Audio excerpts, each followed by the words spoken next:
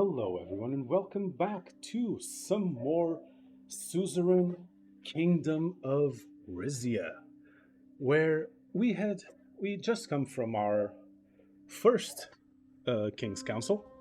Let me just adjust my chair here, make sure I'm maintaining the very important, never followed, uh, healthy back position. Uh, Catch me in 15 minutes or less, angling the chair back again and lying down. But anyways, we just had our first meeting, learning about the country's economies. Um, it's it's good, ish. It's fine. Um, we're um, we're fine financially. However, we are a resource economy that is running out of resources. So we we honestly need to diversify if we're gonna maintain the wealth that we have. Arrange a classical concert. Consecration. Neither of these seem very important, but sure, let's get consecrated. My motorcade traveled for over an hour before the Ark Sanctuary of Plavo appeared on the horizon. Its golden dome radiated under the sunrise.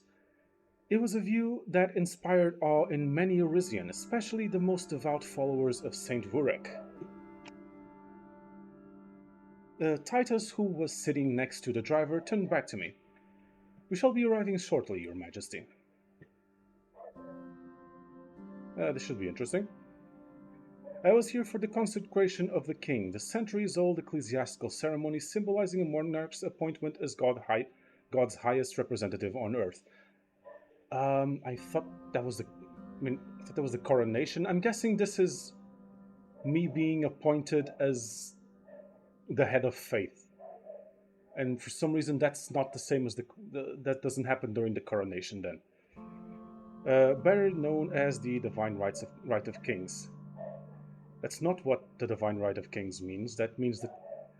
Okay, quick history lesson. Divine right of kings means is the idea that a king's power comes directly from God, and therefore no one can question the king except for God. God's highest representative on earth is some. It's like is what you would call a head of faith. It's like the Pope or the monarch of England as the head of the Anglican Church. Um, these two things are different. Anyways, unlike my coronation, this was a private event shrouded in secrecy. Only a select few, such as Grand Viceman and religious counselor Sal Ignatius, were privy to what the ceremony entailed. Not even my father, despite my asking, would disclose what occurred. Huh. Interesting. He'd simply say what took place was between me and God. Given his ambivalence toward me, his reply should have come as no surprise. But aside from the pomp and circumstance, the consecration of the king, this meeting was my chance to catch up on Rizia's current state of religious affairs. Before long, my car pulled up in front of the towering colonnades, situated on either side of the entrance. Security guards held back a crowd of onlookers gathered along either side of the stairway leading up to the Ark Sanctuary, where the Grand Viceman stood.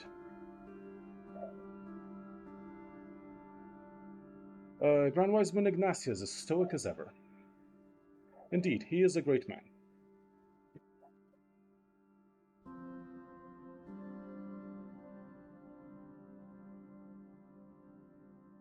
Couldn't agree more as long as his loyalty remains steadfast. Titus quickly exited the vehicle and opened my side door. As I stepped out and onto the pavement, I was immediately greeted by the roar of a crowd that had come to witness my arrival. The most cheered, while most cheered my praises, there was a small group of demonstrators protesting against the ceremony. One was waving a sign that read, "Golkondism is not blasphemy." These people look like they could give you trouble. Shall I have them removed? No, let them protest, seeing as how this issue holds significant importance to them. Yes, Your Majesty. He cast an intimidating glare at the protesters as we passed them. I turned back toward the crowd, who continued to watch my every move. Um. Sway. Shouts of admiration resonated even louder from my subjects. A welcoming smile spread across the Grand Viceman's face as he came down the stairs. Welcome, Your Majesty. We are greatly honored to have you here for this momentous occasion. I look forward to serving you just as I served your father.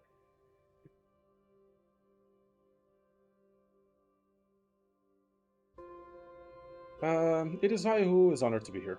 Sure, let's not sing his praises, but let's not dismiss him either.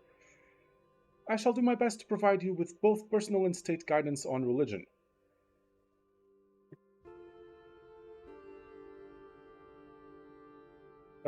I am privileged to receive your guidance. I'm merely a humble servant, Your Grace. I do as God commands. After today, it shall be you who speaks for the divine. The 6 stars of Saint Ruhek still shine upon our nation. Come, let us step inside. We have much to discuss. We began heading toward the entrance. However, I didn't get very far before my attention was drawn to a commotion from behind. As I turned to look, a throng of people surged against my security guards. Amidst the commotion, one managed to slip from their grasp and dash towards me with a frightening speed. Stand my ground. I didn't want to be seen as a coward, so I stood my ground as the man approached. Titus, without missing a beat, caught the man by the arm and threw him on the ground.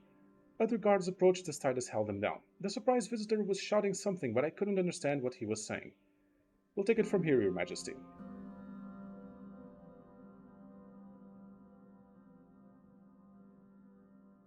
Well then, Captain, take him away.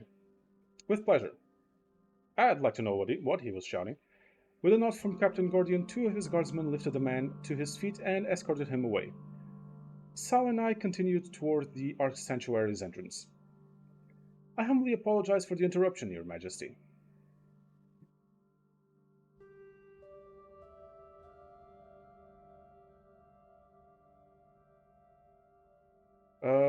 Can't say I care for a little. Yeah, can't say I care for a little stunt, but I do wonder what the man wanted. He was a Dardian Golkundist, I'm sure of it.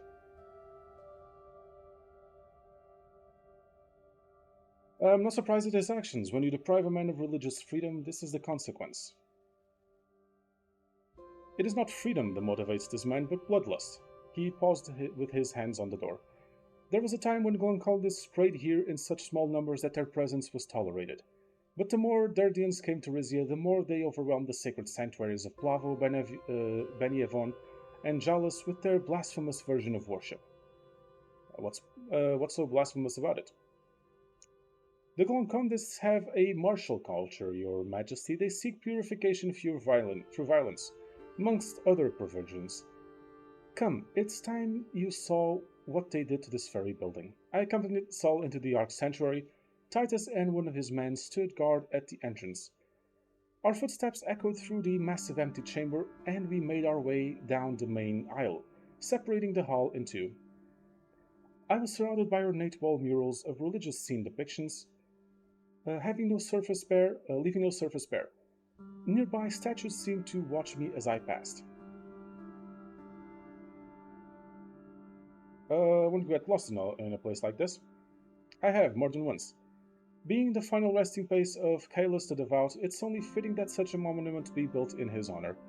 Credited for single-handedly spreading the teachings of Saint Ruhek throughout the kingdom, he's considered Rizia's most revered disciple.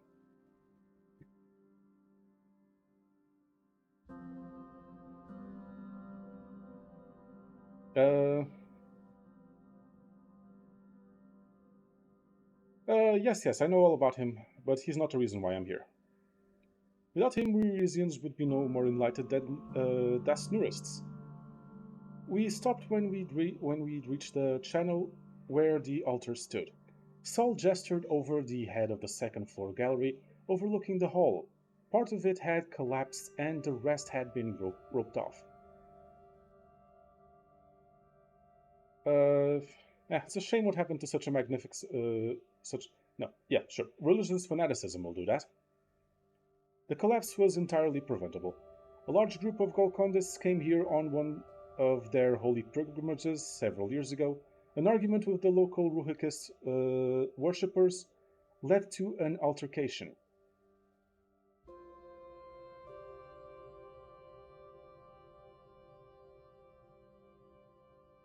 Perhaps it was the locals who started it. The inhabitants of Cardes and Monte Clara are not exactly conflict adverse. The warrior culture of the Dardians makes the Azaros look meek, Your Majesty. Sal began to pace around the altar. Rizia's religious climate is at a crossroads, Your Majesty, from providing for the most impoverished to expanding educational opportunities. Our faith-based institutions are a central part of everyday life, the fabric that ties our society together, all under the umbrella of our state religion, Ruhikism. Uh, yeah, I'm still wondering whether we need a state religion. Shouldn't everyone be free to worship as he or she pleases? You are not the only one thinking such thoughts, Your Majesty. Indeed, our religion unity has begun to splinter in recent years.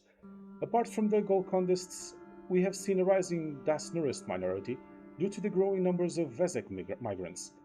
Dasnurity was the other main branch of the Nurist religion, observed in most countries to our north, including Velen and Rumburg. Lena had been a follower, but converted to Ruhikism on joining the Rizian royal family, a sacrifice but one she gladly made in order to be with me. I would never counsel this country to turn away people in need, Your Majesty, but I do worry that our Ruhikist values are in danger of becoming diluted. Yeah, fuck off. Um,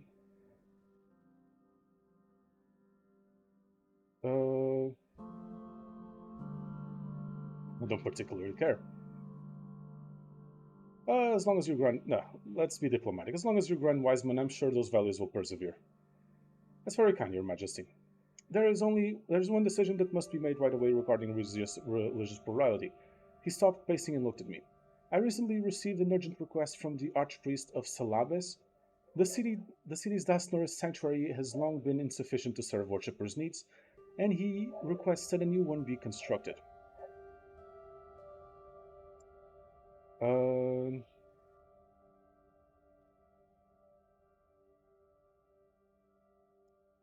no, yeah, I'm not opposed to it, but isn't it the purview of Brennis?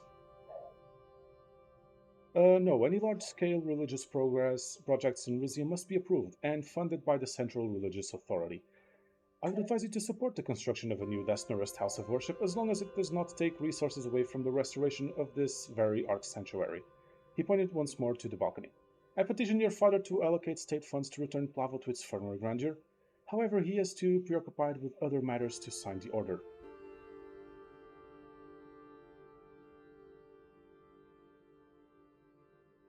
More proof that church and state should be separate entities. But you now have an opportunity to provide the funds where he did not. Yeah, being a wealthy kingdom, we should have the means to finance both the Dasnurus sanctuary and the restoration of Plavo. That would be excellent, Your Majesty. Investing in both projects simultaneously could strain the resources of our sacred institution, risking the spiritual welfare we uphold. With divine guidance, I suggest we commence the Plavo project first.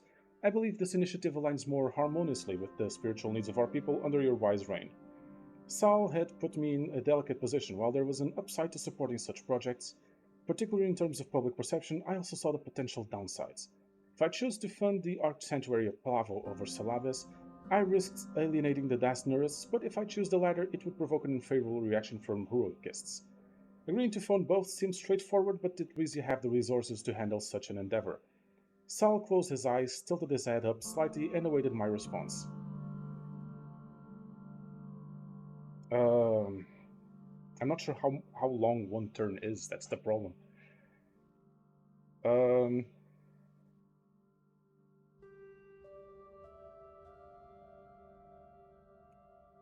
I mean, it's best if we do both at the same time.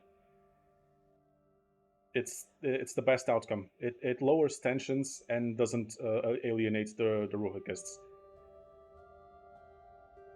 It's settled. I will speak to Elena about allocating funds for both projects. The holy man let out a small gasp. God be praised. Which brings me to the main reason for your visitation, the consecration of the king's ceremony. Sel approached me with a warm and inviting demeanor. With great honor, I shall lead you as you step across the threshold and unite with the divine. As you follow me, we can begin. He motioned toward the stone archway leading out of the chamber. I followed the Grand Wiseman down a long corridor. We eventually reached an imposing iron door. Behind it was a descending spiral staircase illuminated by torches mounted on the walls.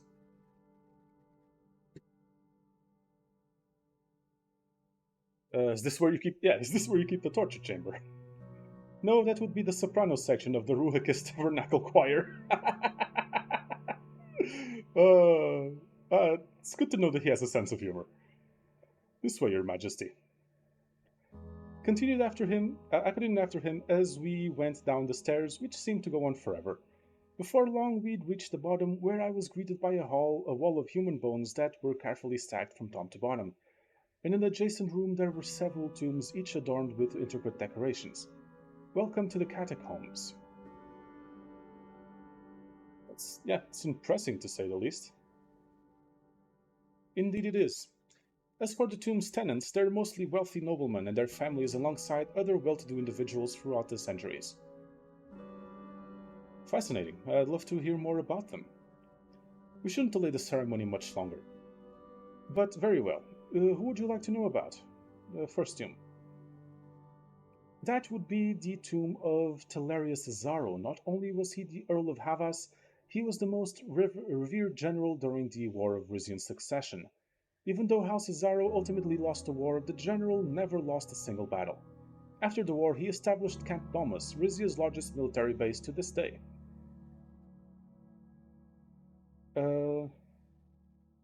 Hey, even though he fought against Haraskaras, I still hold him in the highest respect.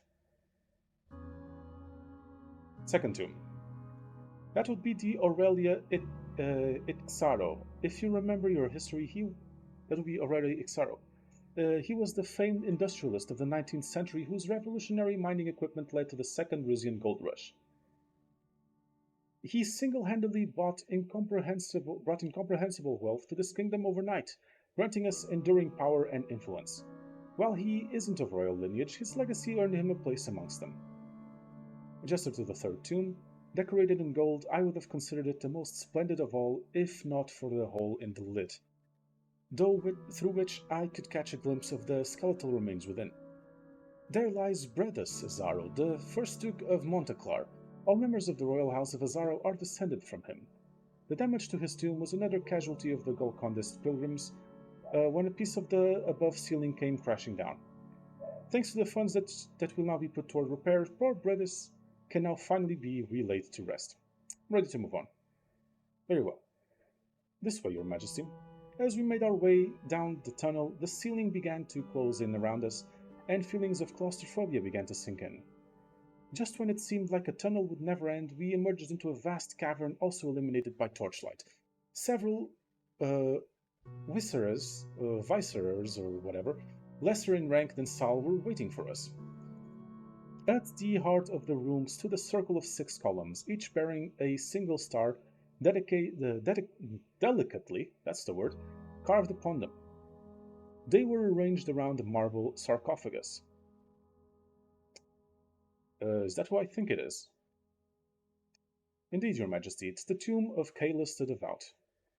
Rare are those who have set foot here. Count yourself among the blessed few. Caelus the Devout's effigy became more apparent as I approached. Sal placed his torch into a nearby scone. Yes, he placed the torch into a scone, as one of the other wise men carrying a silver tray approached us. On it was a golden chalice, a clay jug filled with oil, a sponge, and what appeared to be a bottle of wine. Ah yes, being anointed. Let us begin. Please remove your clothes and stand on the royal seal. Okay, whatever you say. Following the Grand Wiseman's instruction, I joined him in reciting verses from the sacred scripture. He slowly fed the words to me, and I repeated them back. When my garments were completely removed, Sal proceeded to anoint me, dipping a sponge into the fragrant oil and gently applying it all over my body. After my flesh was fully coated, he set aside the jug and sponge, reaching for the chalice and bottle of wine. He then poured the wine into the chalice until it reached the brim. It is well known that this is the final resting place of Caelus the Devout, but what most don't know is that this is where he performed his first miracle. Never heard of disciples performing miracles before. Yes, the miracle of foresight. For upon filling his stomach with the sacred wine, the very wine before you, now he was given the ability to prophesy the future.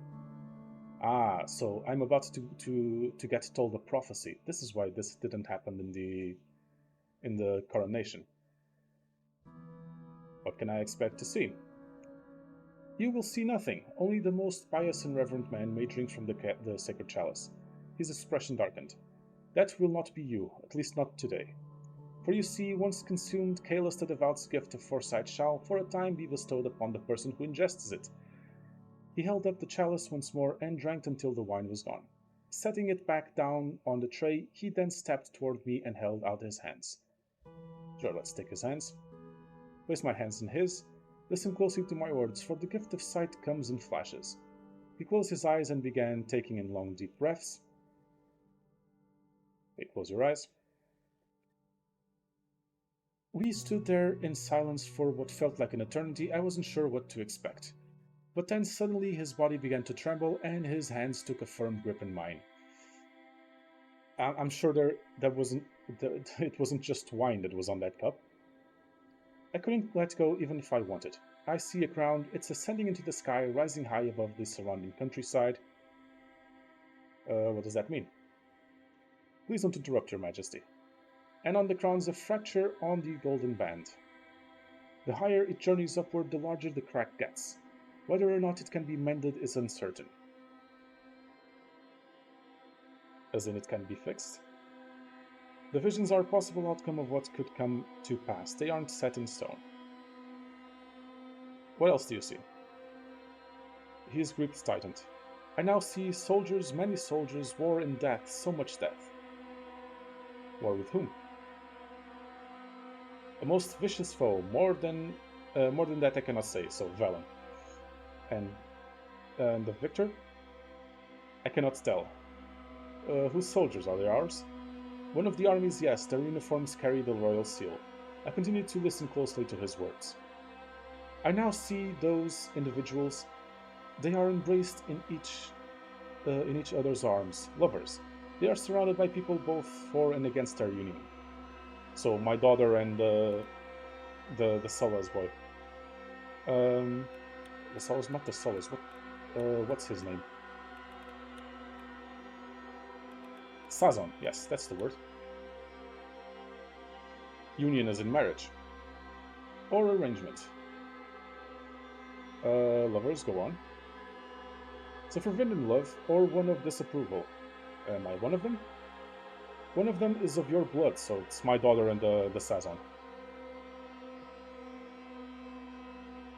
I'm not sure about any of this, but please keep going. Before me now is a heart. It's being stabbed by a sword. A metaphor for betrayal? Possibly. Now I behold an endless sea of people stretching as far as the eye can see. They are marching toward the royal palace. In joy or anger, I cannot say for sure.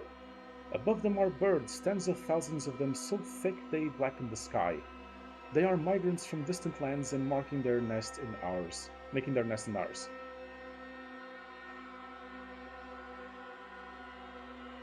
Sounds to me like they represent literal birds.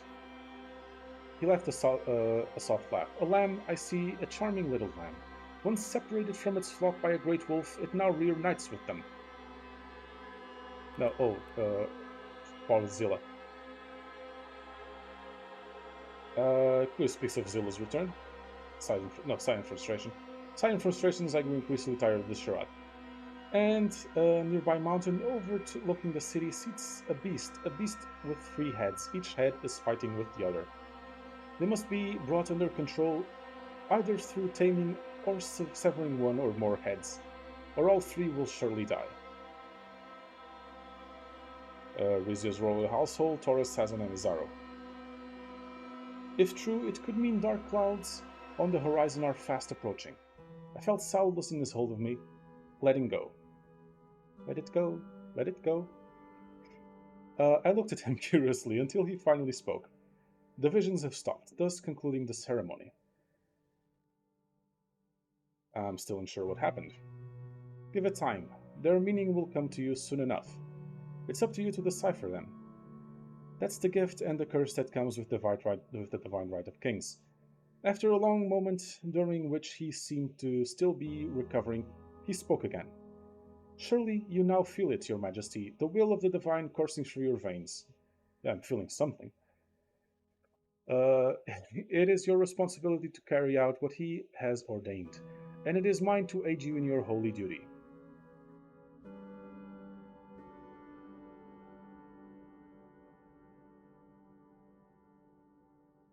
Let's not antagonize him. It's a heavy burden, Grand Wiseman, but I accept it.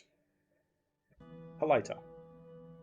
He nodded in agreement, and the ancient Ruhikis term, it was short for Decency Halaita Veretan. If it is said, so it is, so it will be. I put on my clothes and made my way back through the catacombs until I reached the surface. The events of today forever burned in my memory.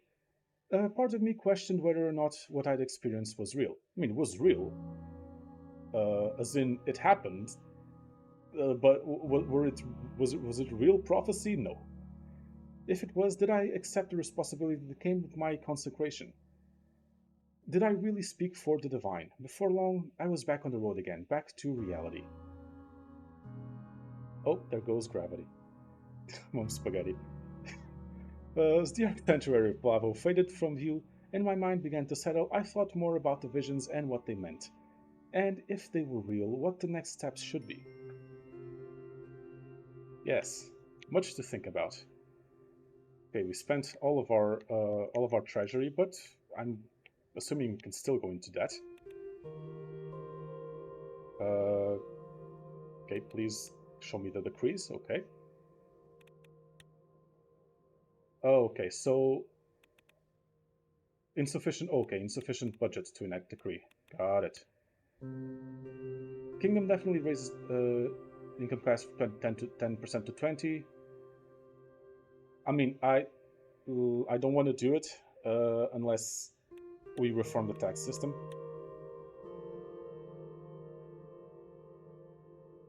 Uh, I also don't want to do this. I'd rather reform the tax system. Welfare privatization, nope. What's this? Landowner's tax? Net inheritance tax? Insufficient authority.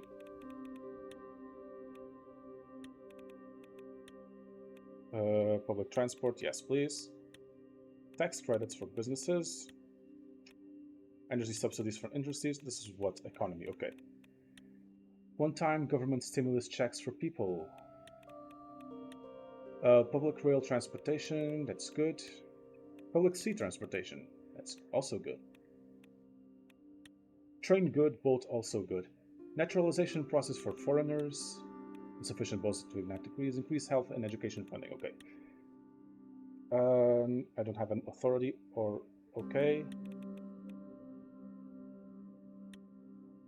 Equal gender pay. Can't do it anymore. And right now, tenant protection laws. Large initial global energy purchase, small initial global energy purchase, medium initial global energy purchase. Large initial global energy sale. Visibility of executing a large-scale singular energy no. But 3 energy for 2 budget. I'm tempted. Hydroelectric dam. Industrial park. Consumer industry. Offshore gas field.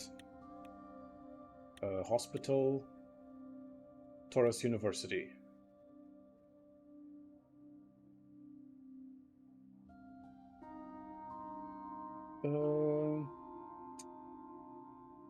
I am...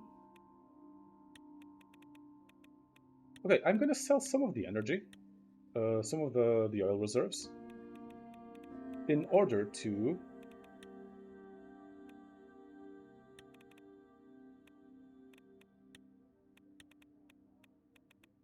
There's 1 for 1, yeah, 1 for 1. Um, in order to found the university. Sure, yeah. I'm gonna build a universe. We're gonna sell some oil in order to fund the universe. Stat increase. Where do I see those stats? That's Codex. No, that's not what I want. A new university dedicated to King Marstonis is intellect. Yes, dedicated to my intellect. Energy exports set to increase. Royal consecration ceremony reaffirms monarchy religion unity. Rizia to become energy exporter. Galmland demands more say in Strait. United Cantana, that's already saw that. Where do I see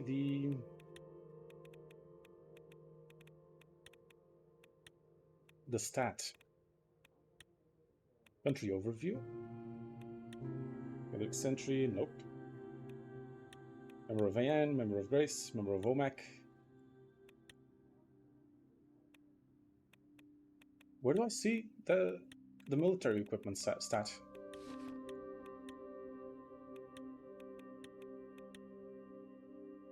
Not sure then. But oh well. Wait, did I lose the concert? That sucks. Never mind then. Thank you all very much for watching. As always, I have been Pope. Please do remember to like, comment, and subscribe. I will see you all next time.